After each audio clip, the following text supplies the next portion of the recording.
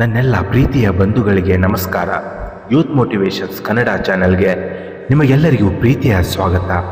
ಇವತ್ತಿನ ಟಾಪಿಕ್ ಏನೆಂದರೆ, ಎಲ್ಲ ನನಗೆ ಗೊತ್ತಿದೆ ಎಂದು ಮರೆಯಬೇಡ. ಮನುಷ್ಯ ಬುದ್ಧಿವಂತ. ಆತನಿಗೆ ಇರೋ ಬುದ್ಧಿ ಮತ್ತು ಯೋಚನೆ ಮಾಡುವ ಶಕ್ತಿ ಬ್ರಹ್ಮಾಂಡದಲ್ಲಿ ಮನುಷ್ಯನಿಗೆ ಮಾತ್ರ ಕೊಟ್ಟಿದ್ದಾನೆ. ಆದರೆ ಮನುಷ್ಯನು ನಮಗೆ ಎಲ್ಲ ಗೊತ್ತಿದೆ, ನಾವೇ ಬುದ್ಧಿವಂತರು, ನಮ್ಮ ಹಾಗೆ ಬೇರೆ ಯಾರೂ ಇಲ್ಲ ಅಂತ ತನಗೆ ತಾನೇ ಕೊಚ್ಚಿಕೊಂಡು ಅಹಂಕಾರದಿಂದ ಮೆರೆಯುತ್ತಿರುತ್ತಾನೆ. ಮನುಷ್ಯ ಯಾವುದೇ ತಾಂತ್ರಿಕ ವಿಜ್ಞಾನದಲ್ಲಿ ಮುಂದೆ ಹೋದರೂ ಈ ನಿಸರ್ಗ ಎಂಬ ಮಾಯಾ ಜಗತ್ತಲ್ಲಿ ಎಲ್ಲವೂ ಶೂನ್ಯ. ಒಬ್ಬ ಶ್ರೀಮಂತ ಮನುಷ್ಯನ ಅಹಂಕಾರವನ್ನು ಒಬ್ಬ ಸಾಮಾನ್ಯ ರೈತ ಹೇಗೆ ಮುರಿಯುತ್ತಾನೆ ಅನ್ನೋದೇ ಈ ಕಥೆಯ ಮುಖ್ಯಾಂಶ.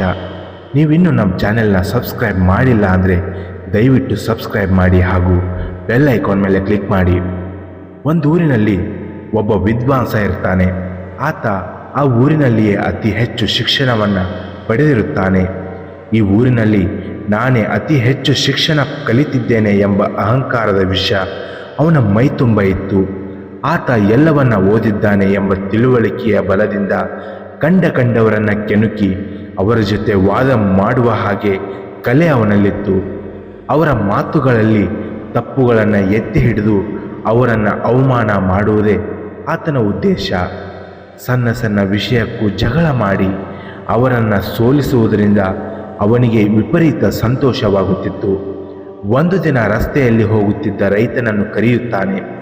ರೈತನು ಅವನ ಹತ್ತಿರ ಬರುತ್ತಲೇ ಪ್ರಶ್ನೆಗಳನ್ನು ಕೇಳುತ್ತಾನೆ. ಹೇ ರೈತ, ನೀನು ವೇದಗಳನ್ನು ಓದಿದ್ದೀಯಾ? ರೈತ ಹೇಳ್ತಾನೆ, ಇಲ್ಲ ಸ್ವಾಮಿ, ನಾನು ಓದಿಲ್ಲ. ಮತ್ತೆ ಕೇಳ್ತಾನೆ, ನೀನು ಪುರಾಣಗಳನ್ನು ಓದಿದ್ದೀಯಾ ಅಂತ?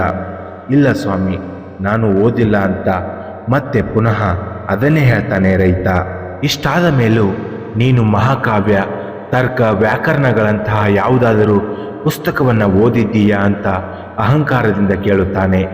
ಆತನ ಪ್ರಶ್ನೆಗಳಿಗೆ ರೈತ ಕುಗ್ಗಿ ಹೋಗಿ, ಇಲ್ಲ ಸ್ವಾಮಿ, ನಾನು ಯಾವುದೇ ಪುಸ್ತಕಗಳನ್ನು ಓದಿಲ್ಲ, ದಯವಿಟ್ಟು ನನಗೆ ಪ್ರಶ್ನೆಗಳನ್ನು ಕೇಳಬೇಡಿ ಎಂದು ಹೇಳುತ್ತಾನೆ. ಆಗ ಸಂದಿತ ಹೇಳ್ತಾನೆ, ನೀನು ಇಡೀ ಜೀವನವನ್ನು ಬರೀ ಹೊಲದಲ್ಲಿ ಉಳುಮೆ ಮಾಡುವುದೇ ಹೋಯಿತು, ಅದರಿಂದ ವ್ಯಕ್ತಿಗೆ ಏನು ತಿಳುವಳಿಕೆ ಬರುತ್ತದೆ? ನಿನ್ನ ಅಜ್ಞಾನಕ್ಕೆ ಏನು ಹೇಳಬೇಕು? ನಿನ್ನ ಇಡೀ ಜೀವನ ವ್ಯರ್ಥವಾಗಿ ಹೋಯಿತು. ನನ್ನನ್ನು ನೋಡು, ಜನ ಹೇಗೆ ಮರ್ಯಾದೆ ಕೊಡುತ್ತಾರೆ ಎಂದು ರೈತನನ್ನು ಹೀಯಾಳಿಸಿ ಮಾತನಾಡುತ್ತಾನೆ. ಆಗ ರೈತ ಹೇಳ್ತಾನೆ, ಹೌದು ಸ್ವಾಮಿ, ನೀವು ಹೆಚ್ಚು ಓದಿದ್ದರಿಂದ ನಿಮಗೆ ತಿಳುವಳಿಕೆ ಮತ್ತು ಅನುಭವ ಇರುವುದರಿಂದ ನಿಮಗೆ ಜನ ಮರ್ಯಾದೆ ಕೊಡುತ್ತಾರೆ. ಆದರೆ ನೀವು ಕೂಡ ಹಸಿವಾದಾಗ ಊಟ ಮಾಡಬೇಕೇ ಹೊರತು ಓದುವುದರಿಂದ ನಿಮ್ಮ ಹೊಟ್ಟೆ ತುಂಬುವುದಿಲ್ಲ. ನೀವು ಊಟ ಮಾಡುವುದರ ಮೂಲಕ ನಿಮ್ಮ ಮೈಯಲ್ಲಿ ಶಕ್ತಿ ಬರುತ್ತದೆ. ವಿದ್ವಾಂಸರೇ ಇರಲಿ, ವ್ಯಾಪಾರಿಯೇ ಇರಲಿ, ಅಧಿಕಾರಿಗಳೇ ಇರಲಿ, ಯಾರೇ ಇದ್ದರೂ ರೈತ ಬೆಳೆದ ಆಹಾರವನ್ನೇ ತಿನ್ನಬೇಕೇ ಹೊರತು ಅಕ್ಷರಗಳನ್ನು ತಿನ್ನಲು ಆಗುವುದಿಲ್ಲ. ರೈತನಿಲ್ಲದೆ ಈ ಜಗತ್ತು ನಡೆಯಲಾರದು ಎಂದು ಹೆಮ್ಮೆಯಿಂದ ಹೇಳುತ್ತಾನೆ.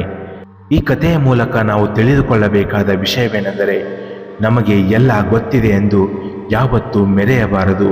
ಏಕೆಂದರೆ ನಿಮಗಿಂತ ಬೇರೊಬ್ಬ ಒಂದು ಹೆಜ್ಜೆ ಮುಂದಿಟ್ಟಿರಬಹುದು. ಮನುಷ್ಯನಿಗೆ ಜ್ಞಾನವನ್ನು ಹಂಚಬೇಕೇ ಹೊರತು ಅಹಂಕಾರವನ್ನಲ್ಲ. ಇನ್ನಷ್ಟು ಹೆಚ್ಚಿನ ಮೋಟಿವೇಶ್ನಲ್ ವಿಡಿಯೋಗಳಿಗಾಗಿ ನಮ್ಮ ಚಾನೆಲ್ನ ಫಾಲೋ ಮಾಡಿ. ಜೈ ಹಿಂದ್, ಜೈ ಕರ್ನಾಟಕ ಮಾತೆ.